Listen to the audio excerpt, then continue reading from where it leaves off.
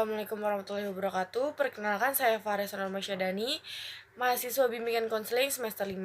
Kali ini saya akan mempraktekkan simulasi cyber counseling. Sebelumnya saya akan menjelaskan sedikit pengertian dari cyber counseling. Cyber counseling merupakan proses konseling yang dilakukan online melalui internet. Proses konseling dapat dilakukan melalui platform online seperti Gmail, WhatsApp, dan media-media online yang dapat mendukung kegiatan konseling. Pada saat masa pandemi, cyber counseling merupakan pilihan yang banyak digunakan oleh masyarakat untuk melakukan konseling dalam jaringan tanpa harus bertemu atau bertatap muka.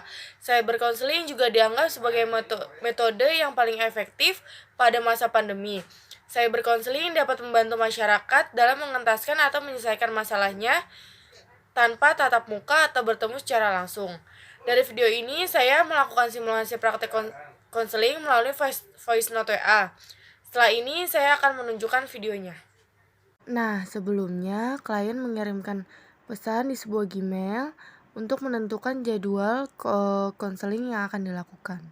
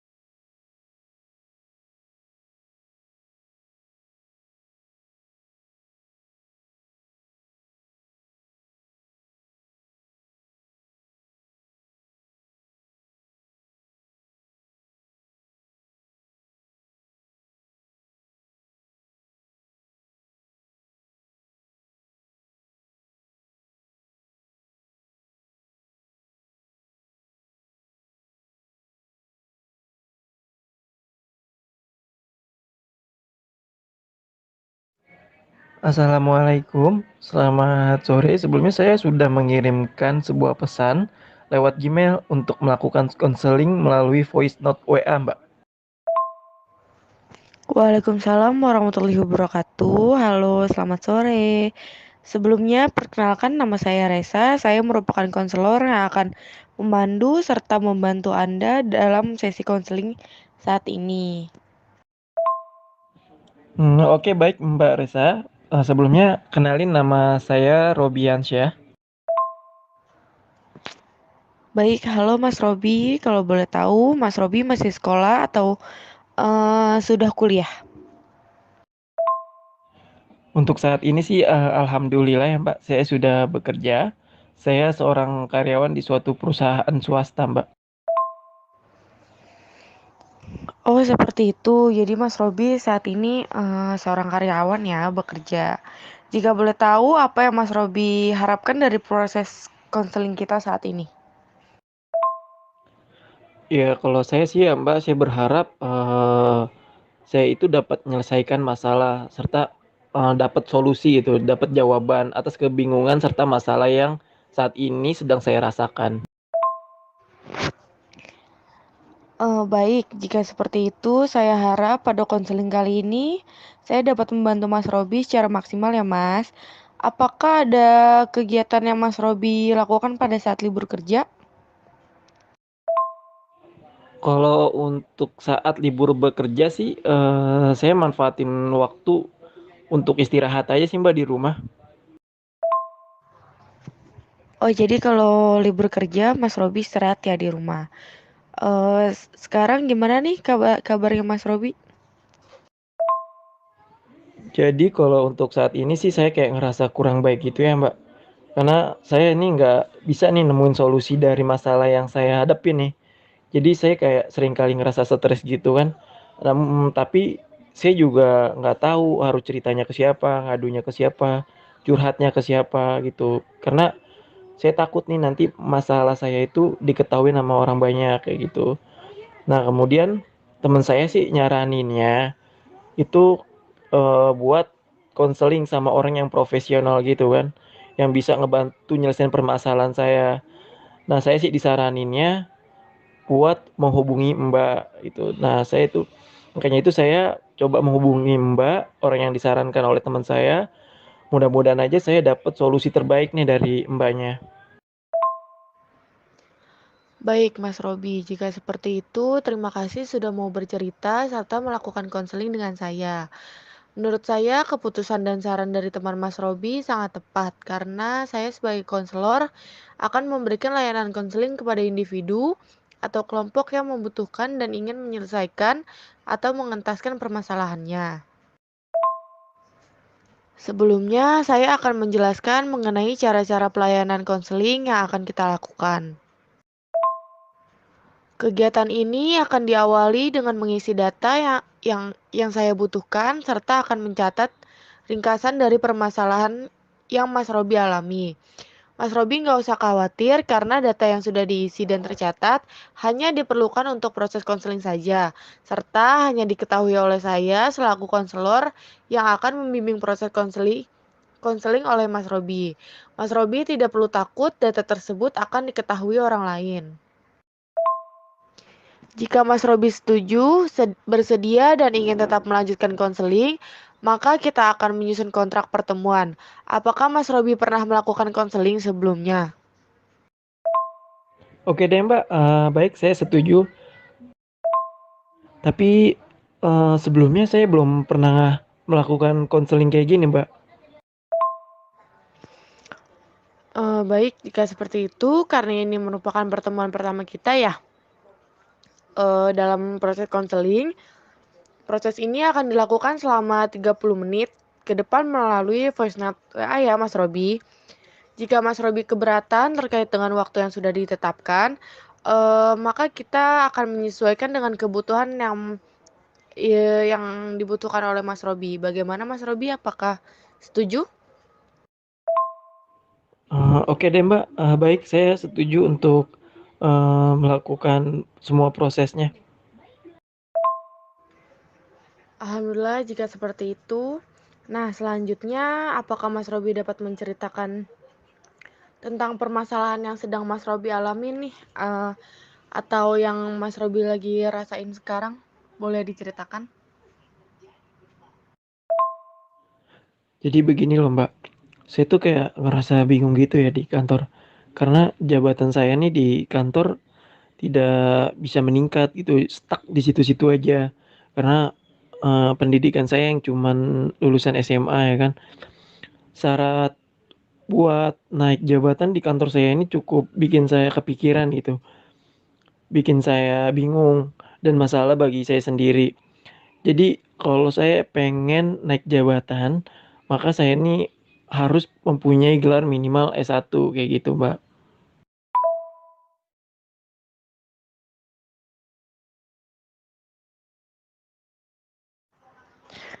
Baik, saya mengerti. Jadi kayak gitu ya, Mas, masalah yang lagi dialamin oleh Mas Robi.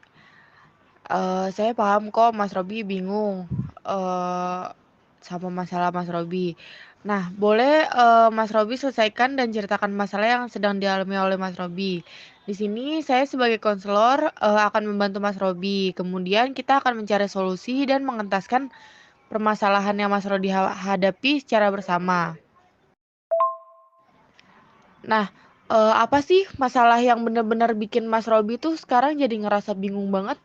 Boleh dijelasin nggak Mas secara detail? Jadi gini, Mbak, yang saya bingungin itu kan saya sekarang lagi mempertimbangkan nih, antara biaya perkuliahan yang nanti bakalan jadi tanggungan tambahan buat saya gitu. Kalau sayanya bekerja sambil kuliah, kayak gitu loh, Mbak. Apalagi kan, saya ini kebetulan ya, Mbak, itu anak pertama ya, punya 2 adik yang masih sekolah. Nah, orang tua saya juga kan, nggak bekerja. Jadi saya semuanya tuh yang, yang nanggung beban keluarga saya tuh semuanya di saya, kayak gitu. Dari mulai, biaya adik saya sekolah, kebutuhan rumah tangga orang tua saya, keperluan-keperluan di rumah saya. Jadi, tanggung jawabnya itu ke saya semua, kayak gitu kan. Saya juga kerja nih dari pagi sampai sore, kalau ada, kerjaan tambahan ya saya ambil, jadi saya pulangnya lebih lama dari biasanya kan, lebih malam lagi, kayak gitu.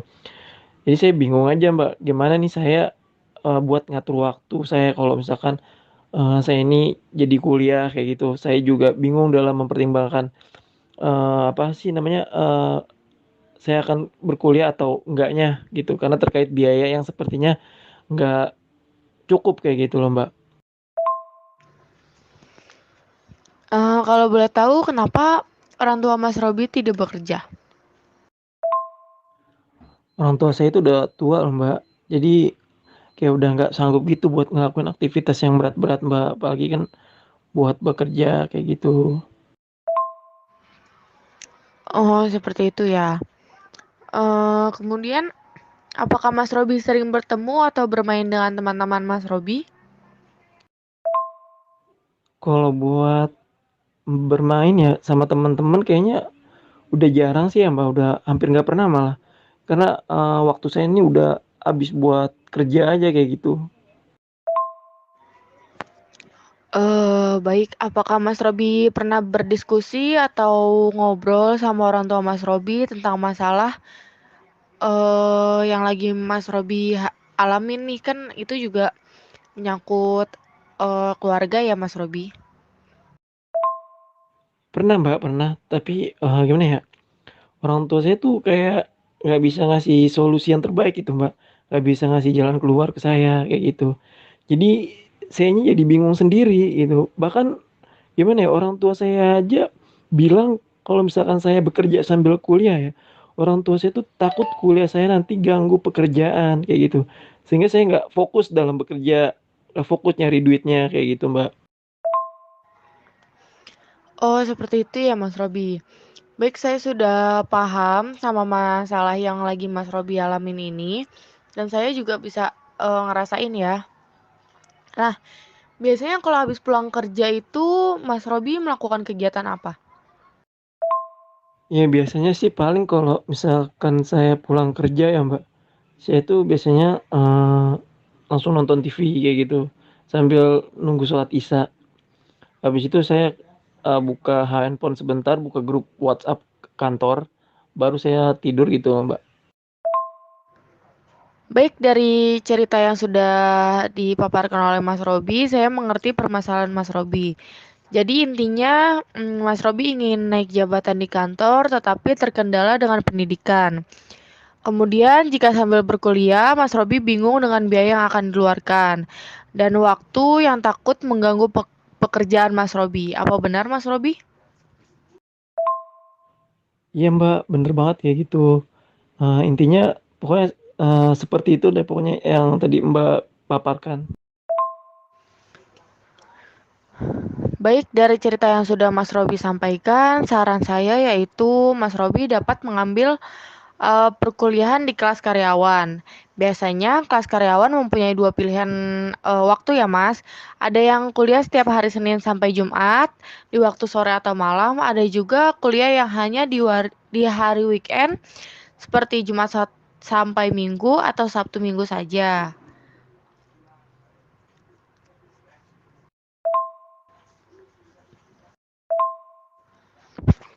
Nah, terkait dengan biaya yang Mas Robi bingungkan, saran saya Mas Robi dapat menyisihkan sebagian uang jajan dari gaji Mas Robi untuk membayar kuliah. Nah, kan Mas Robi tetap bisa tuh ngebiayain adik-adik Mas Robi dan keluarga Mas Robi. Bagaimana Mas Robi? Apakah saran dari saya dapat diterima? Bisa Mbak, bisa banget kok, bisa saya terima. Tetapi selebihnya juga saya kembalikan kepada Mas Robi tentang keputusan yang akan diambil oleh Mas Robi. Oke deh baik ya Mbak. Saya coba nanti akan pertimbangkan saran yang Mbak udah kasih ke saya ya Mbak. Sebagai konselor, saya hanya bisa memberikan solusi dan saran kepada Anda sebagai klien.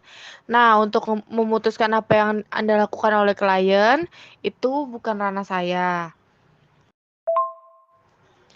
Jadi, bagaimana Mas Robi? Apakah Mas Robi sudah merasa puas dan mendapatkan jawaban dari konseling kita saat ini? Saya rasa sih udah cukup ya Mbak. Saya kayak ngerasa udah dapet jawaban atas kebingungan saya selama ini.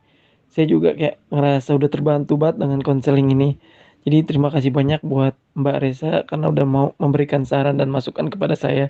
Sekali lagi makasih banyak ya Mbak. Saya udah kayak ngerasa lega aja kayak gitu ya Mbak. Robi juga dapat menghubungi saya kembali. Saya rasa cukup sesi konseling pada sore ini ya Mas. Saya ucapkan terima kasih dan wassalamualaikum warahmatullahi wabarakatuh.